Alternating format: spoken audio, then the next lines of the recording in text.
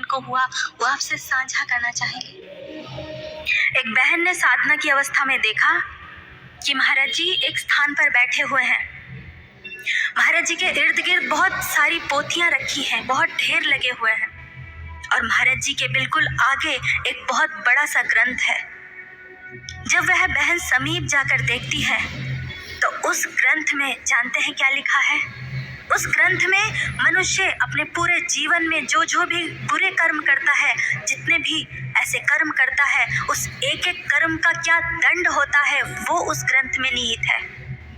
और एक पोथी महाराज जी की गोद में भी रखी है और उसमें महाराज जी अपने हाथ से कुछ लिख रहे हैं। और जानते हैं वह पोथी कैसी है? उसमें 4 कॉलम बने हुए हैं। पहला कॉलम जिसमें महाराज जी के सभी शिष्य व शिष्याओं के नाम दर्ज है। जिस किसी ने भी महाराज जी से उस ज्ञान दीक्षा को प्राप्त किया है उन सभी के नाम लिखे हुए हैं। और दूसरे कॉलम में जिसका नाम लिखा है उसने जितनी साधना और जितनी सेवा की वह दर्ज है। तीसरे कॉलम में उस व्यक्ति ने, उस शिष्य ने जो भी कर्म किए हैं अभी तक, चाहे वो ज्ञान से पूर्व के हैं या ज्ञान मिलने के बाद के हैं, वो सभी कर्म दर्ज हैं। और चौथे कॉलम में जानते हैं क्या है? चौथे कॉलम में जो उन कर्मों के अनुसार दंड होना चाहिए जो उस ग्रंथ में दर्ज है, महाराज जी वो दंड ना लिख करके अपने अनुसार अपनी करुणा से उसे कम करके लिख रहे हैं। और कुछ ऐसे कर्म भी हैं जिस पे महाराज जी क्रॉस का निशान लगाते जा रहे हैं, महाराज जी काट रहे हैं ऐसे कर्म को। और फिर महाराज जी उस बहन की तरफ मुड़ते हैं और कहते हैं कि जानती हो, गुरु कभी भी निष्क्रिय नहीं होता, गुरु कभी निष्क्रिय नहीं होता। यह वाक्य महाराज जी ने 2 बार कहा।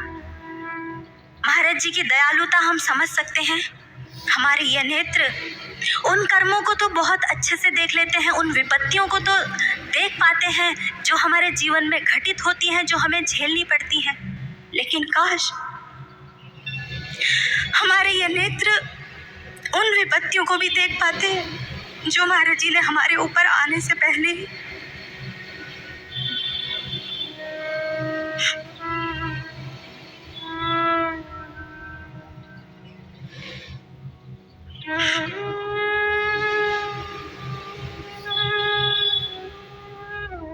काश हमारे ये नेत्र उन विपत्तियों को भी देख पाते जिन्हें महाराज जी ने हमारे ऊपर आने ही नहीं दिया। गुरु भक्तों, यदि हमें महाराज जी की कार्यशैली को समझना है तो हमें भीतर उतरना पड़ेगा, हमें उतनी साधना करनी पड़ेगी।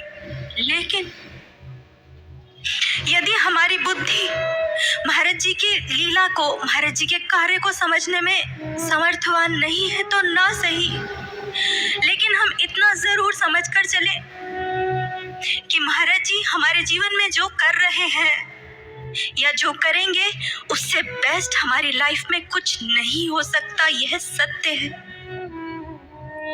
इसलिए सबसे बड़ा सहारा मात्र केवल गुरु ही है जो कदम कदम पर हमें संभालता है।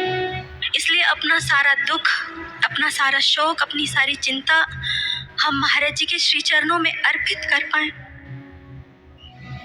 और आइए ऐसे ही भावों को हम श्रवण करेंगे जिसके लिए हम आग्रह करना चाहते हैं।